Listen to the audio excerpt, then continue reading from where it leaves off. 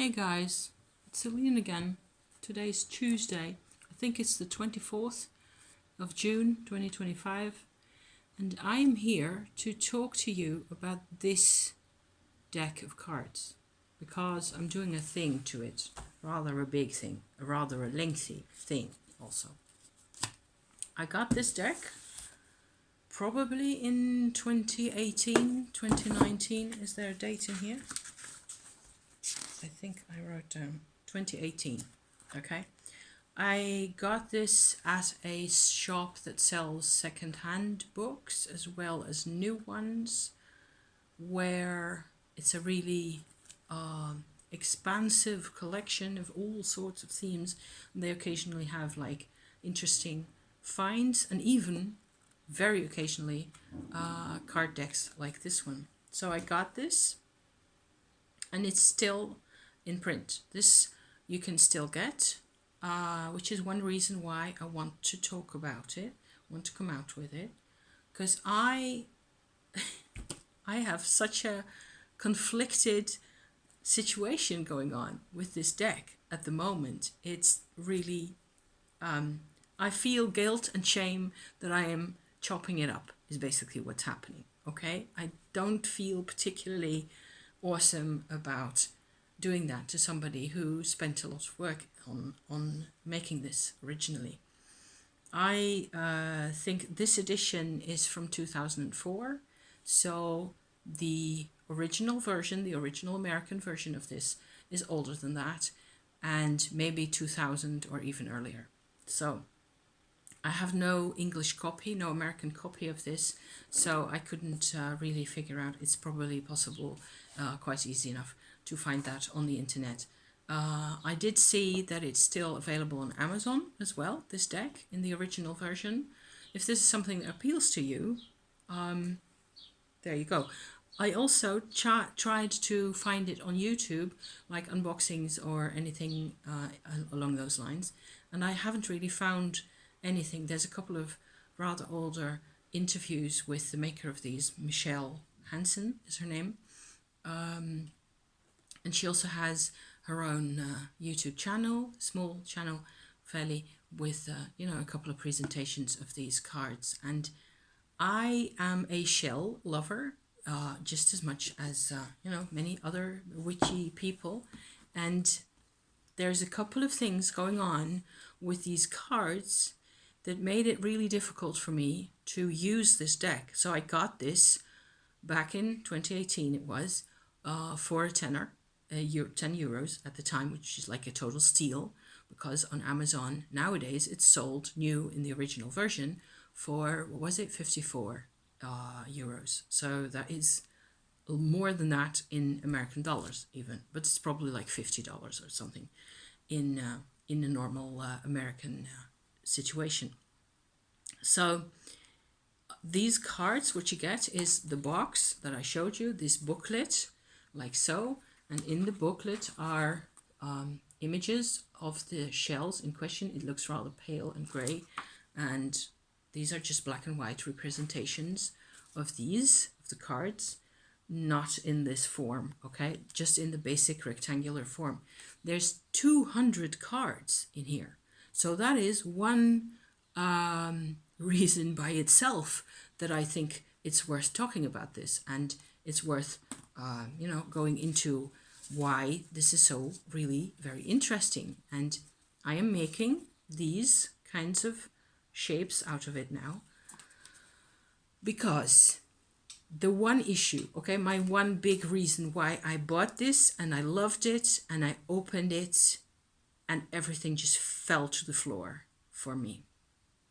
This, in terms of the language, in terms of the text, as I have it, so in the Dutch version, okay, it is so harsh and so dark that you cannot do your tarot card spread or whatever else it is that you're doing, with your cartomancy at the time, and decide to pull one or several of these shell cards to go with your spread without getting a total downer. That's happened to me like a dozen times or so.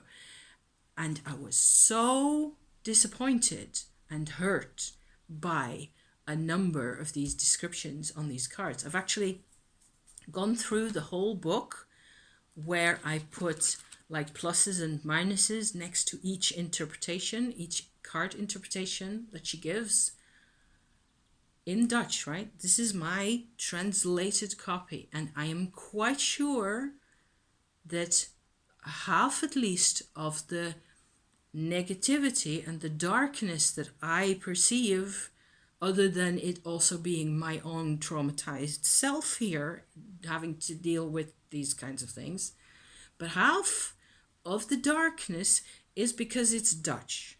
Okay, the Dutch language is not necessarily helpful in supportive and friendly kinds of. We tend to be rather matter of fact and down to earth, and boy, it shows. Okay, so the thing is that on the back of each of the original cards, so without the blue bit, okay, just the rectangular image of the shell on a basic sort of a sand wavy pattern, on the back of the card is keywords. There's a number, and the number is on the front as well as on the back of the card, and the Latin name goes with the number, so you have an ID, okay, for each shell. And there's like so many pretty ones and endless variations and types, and more than, let me see if I can show you slightly more what they look like. They're just this one, as a beachcomber, this is yummy. The imagery of all the shells is just beautiful.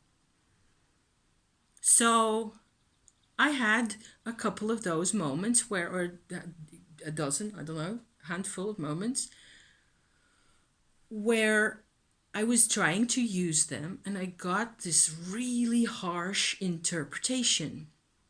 And this is a deck that was made around 2000, probably, okay? And a lot of work was gone into, she also goes into, in her book, and I'm not criticizing her work in any way because I can't really tell what the original is like in terms of language, in terms of how she works with this, right? We have 200 meanings here, and like I was trying to say earlier, half of those meanings is more or less positive, so 100 give or take, and the other half is more darker, more like shadow side. And so this is also kind of interesting in terms of the history of oracle card making over the past decades, right? Because nowadays, I'm quite sure that nobody who reads these kinds of interpretations, certainly in the Dutch versions of them, is just going to be happy with that. There's like references to murder and suicide in there, to betrayal in all sorts of weird ways. It's not uncivilized or impolite or any of that. It's not that at all. It's not offensive. It's just, it hurts to have like you're doing your card thing, your card pull for the day or whatever else, and you're trying to incorporate this gorgeous world with these seashells into what you're doing, and you get these, so half the time you get these really weird, frightening almost, keywords being thrown at you, where it's just too much for me, certainly, personally, to handle. And they're on the back of each card, and you cannot avoid, if you look at the front of the card, you cannot avoid looking at the back of the card, and in Dutch, it is so harsh. It's just, I could not deal with that, okay? So that's why this whole thing.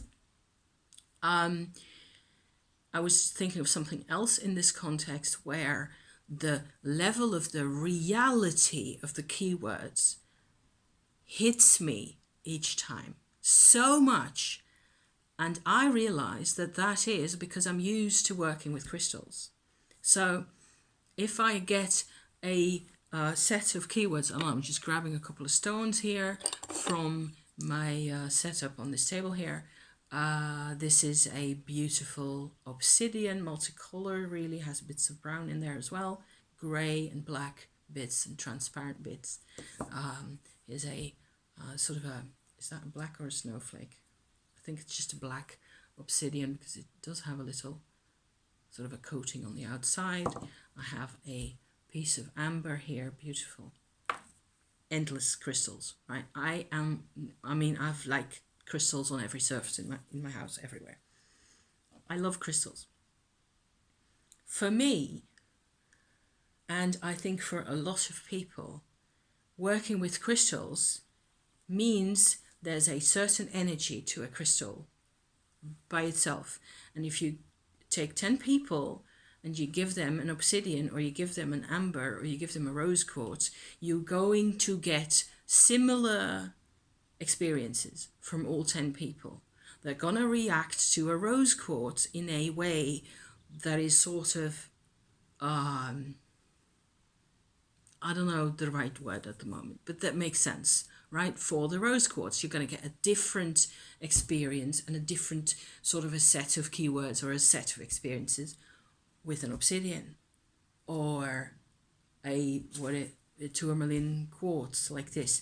A crystal has actual vibrational properties that you can use. So I use this one, for example, quite a bit. It's right next to me here because I use it often. Because if I find that if I talk to my husband, for example, over here, or sometimes even by myself, this is there's a quality to the tourmaline in the quartz here that sort of literally helps me be straight. So it straightens me out because this is tourmaline has these very straight lines. You can see that in there, right? It's a beautiful piece. I got this from a relative just for free like that, and beautiful piece. It gets quite a bit of use nowadays, and it opens, it sort of puts you into a straight vertical line. So everything becomes a little easier and a little more, it's actually a good stone to make videos with, if you can believe that. It makes it more logical and simpler and more straight lined, if you like. So absolute, they're open to interpretation. Some people will find this unpleasant if of course it's really personal, whether you can use a rose quartz in your life at that particular moment, whether you need to work with obsidian or with garnet or with calcites or whatever else it is that's going on in your life. That is very personal. And if it's not your thing, then you will have like that kind of a response to it. But still, at the same time, I believe each quartz, each crystal has a set of properties that can help people in similar situations always. So that's why people say a rose quartz can be used for these kinds of situations, a garnet for that, an amethyst for a different, etc., etc. They have actual properties. Why am I talking about this even when I was going on about my shell cards? Well, because I have been working with crystals all my life, okay, and recently, the past 20 years or so, I have been devoting a lot of time to expanding my crystal collection and figuring out which crystals me or my husband would need in different kinds of situations. How could I use them? What could I use them for? They've become real friends. So I have, for example, I have a rainbow obsidian right here, which has a different energy to the other obsidians that I showed you earlier. There's dozens of crystals literally everywhere here, and I need to clean them all up and dust it because it's getting a bit messy because I have to see to that. But this is a particularly nice piece of obsidian that I can just put in my pocket or in a little baggy around my neck or anything, or in my jeans pockets or whatever, to carry with me if I feel like I need that. And this is lighter and sort of, it has more of a vibration that's interesting compared to black obsidian, for example. Just a detail, okay?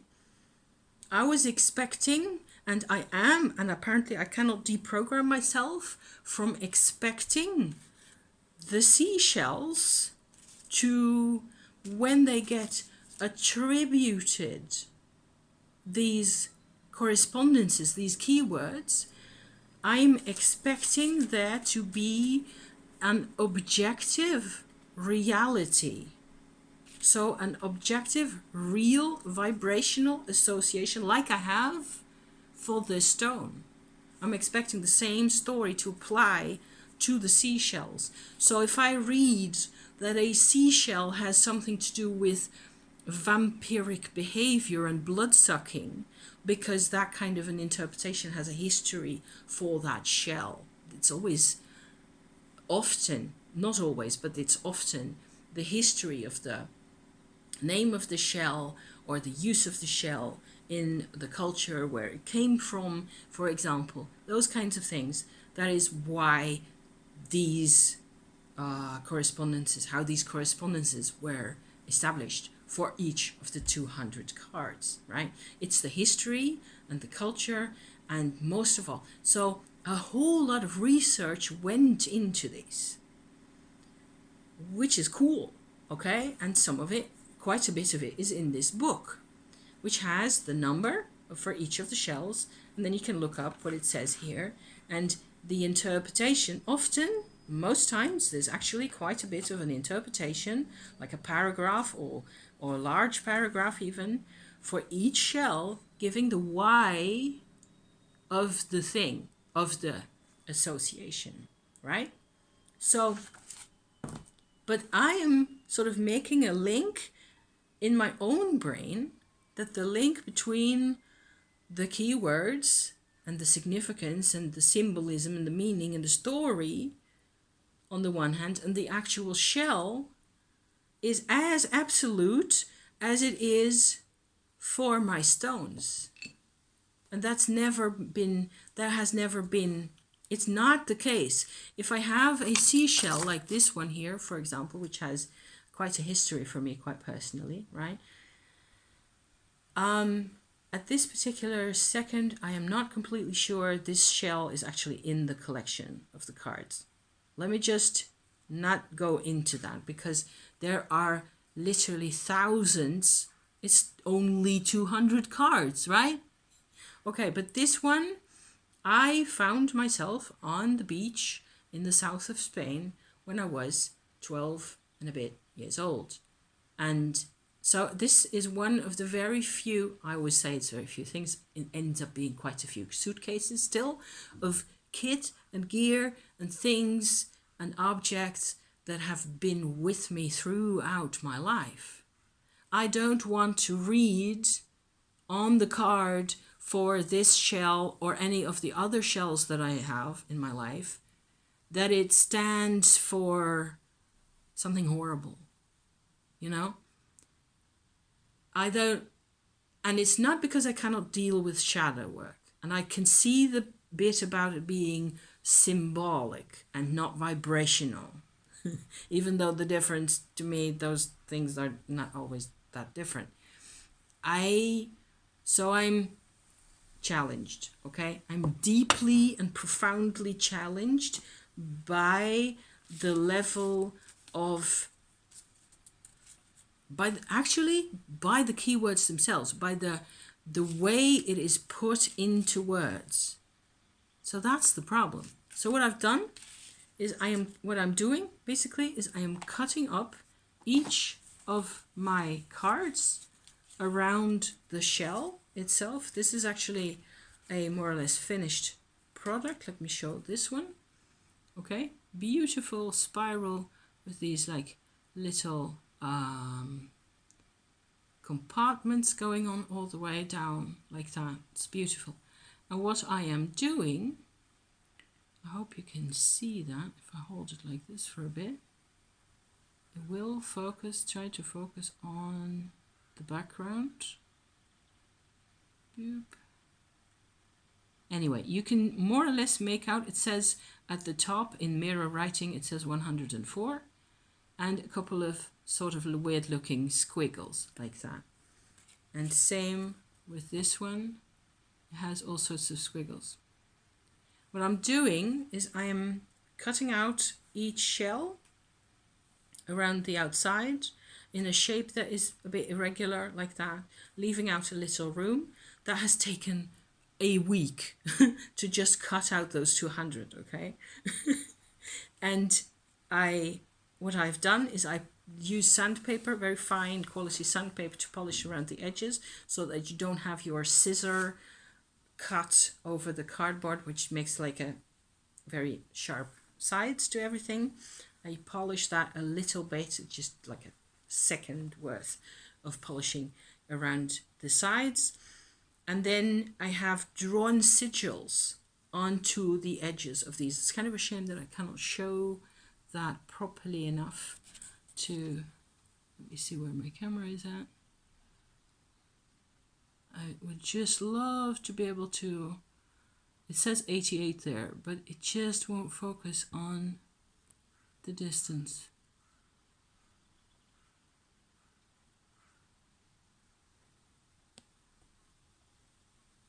Yeah, well, I use all sorts of symbols, and then I go around the outside with a silver acrylic marker, and this is the result really, with silvery words. I also drew, I should say, the Latin name in there because I'm kind of a snob like that. I just love my Latin shell names, and then oftentimes, like I said, there's a reason in the original interpretation in the book for each of these that has to do something with the history, and sometimes quite a few of the times, the meaning is actually connected to the Latin name or an original folk name of the shell or whatever else.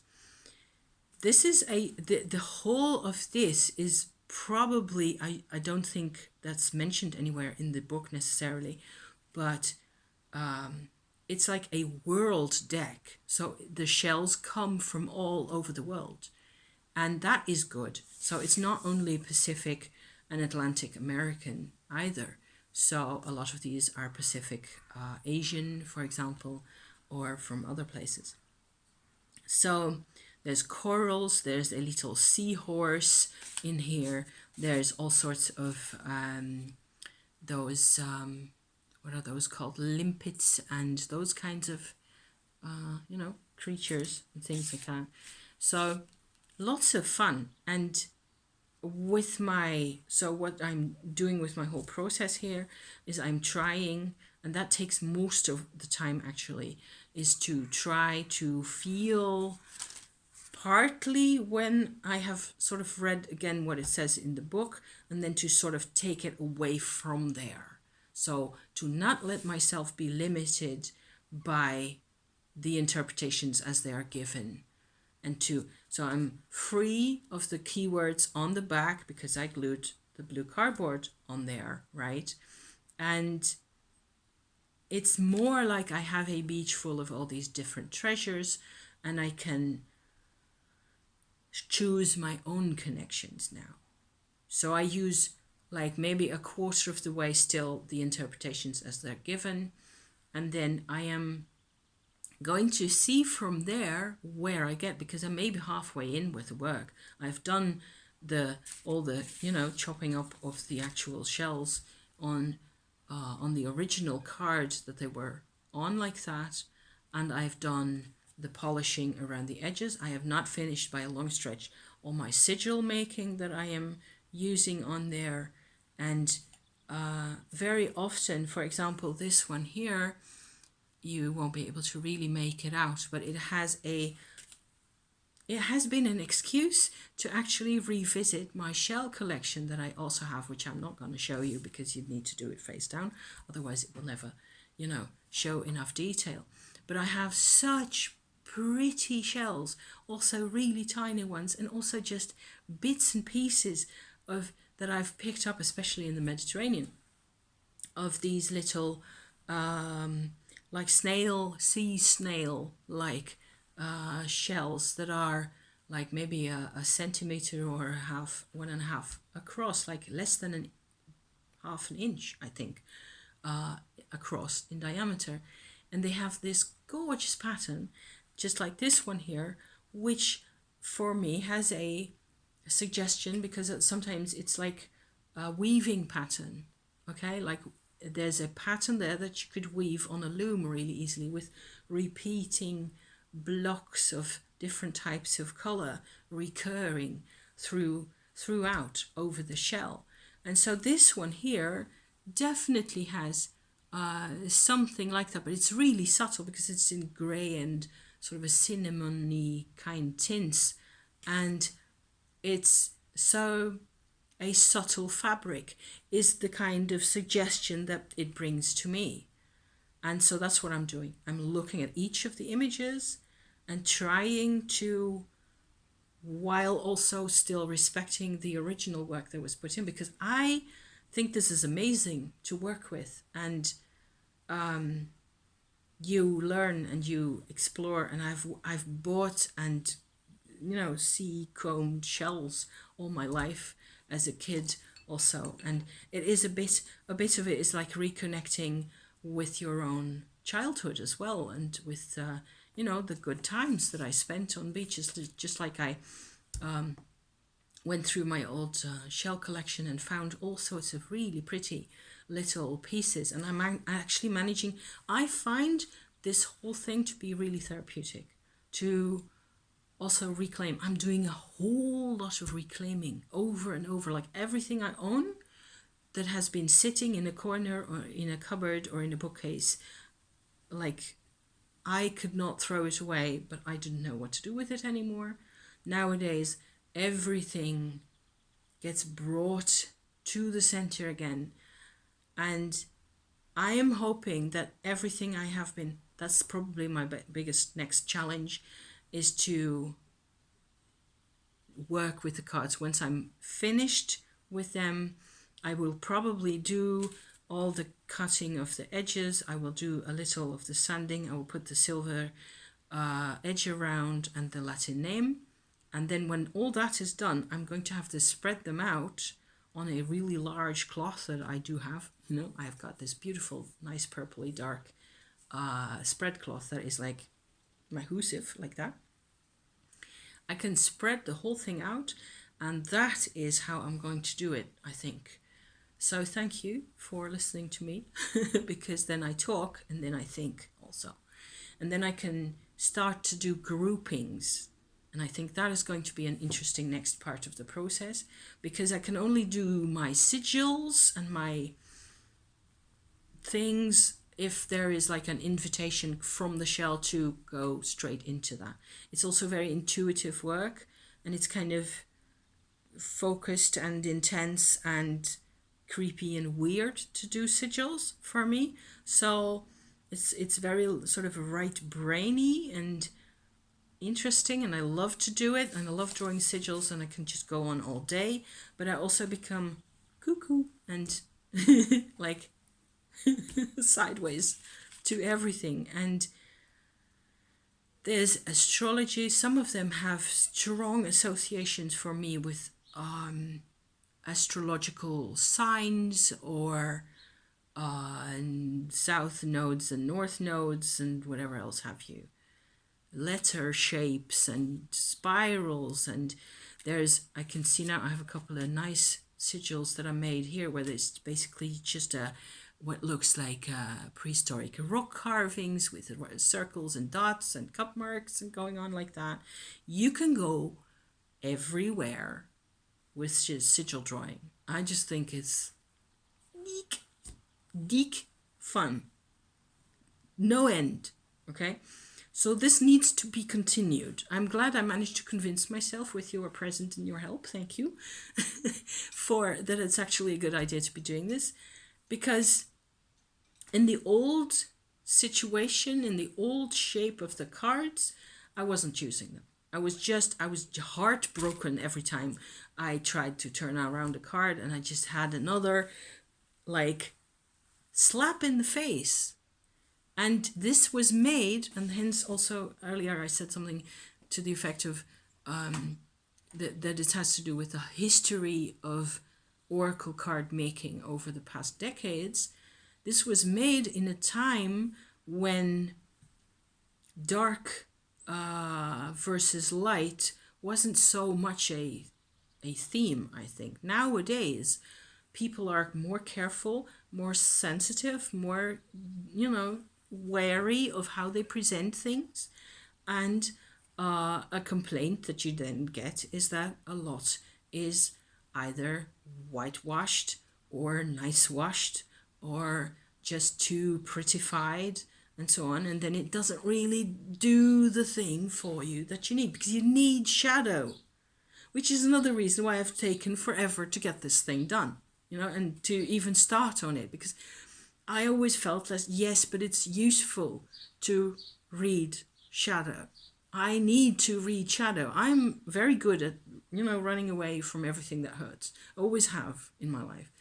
But then also, I don't know how to deal with shadow. I don't know how to make it work for me, how to actually reclaim and re-alchemize the pain that also just needs to happen here, right? So there you are. It's Ocean Oracle 2.0 and it's for personal use only.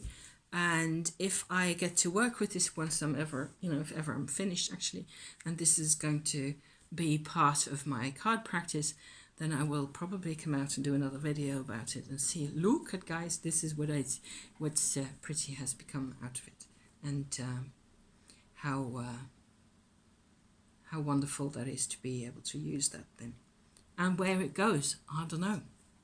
We'll have to see. And tons of history and culture and colonialism and trade, and there's like 5 different types of cowrie shell in here. I've always thought, also recently I've thought that I would probably sort of make a selection of the best ones. If once I have everything on my cloth there, on my table, then I can see these are probably going to be the best friends to actually have as an active oracle deck. And then a couple of other sets for, I don't know, systems. And I've also thought that it would be possible to do, like, because you have 200 cards, you could very easily do tarot correspondences and find Empress cards and find Devil cards and Tower cards in there. And that's not impossible, but I felt that it was going to be too closed in. That is too much of forcing it into a system. So I'm probably not doing that unless it is like the occasional card that I think benefits from like an Empress vibe or something like that, which is the same as having Venus, as a planetary association, or more or less, give or take. So that's the plan, and this is the bag that they're going to live in at the end. It's another thrifted find. Used to be a table, sort of a doily, like a crochet. It's crochet actually. See, it's very white and still smells a bit of detergent. So I probably have to wash this again, but the cards can live 200. There's room enough in here for 200, and I'll pull a cord through it, and it'll be a baggie for the Ocean Oracle 2.0. So if this was fun and interesting to just see me gooch with the scissors, right? And the sandpaper and everything, and just go trim the heck out of it. There you are. That's what we're doing. So not finished by a long stretch. Okay, wish me luck, and I wish you luck and all the best. And thank you so much for watching, and see you next time. Okay, people, bye-bye now.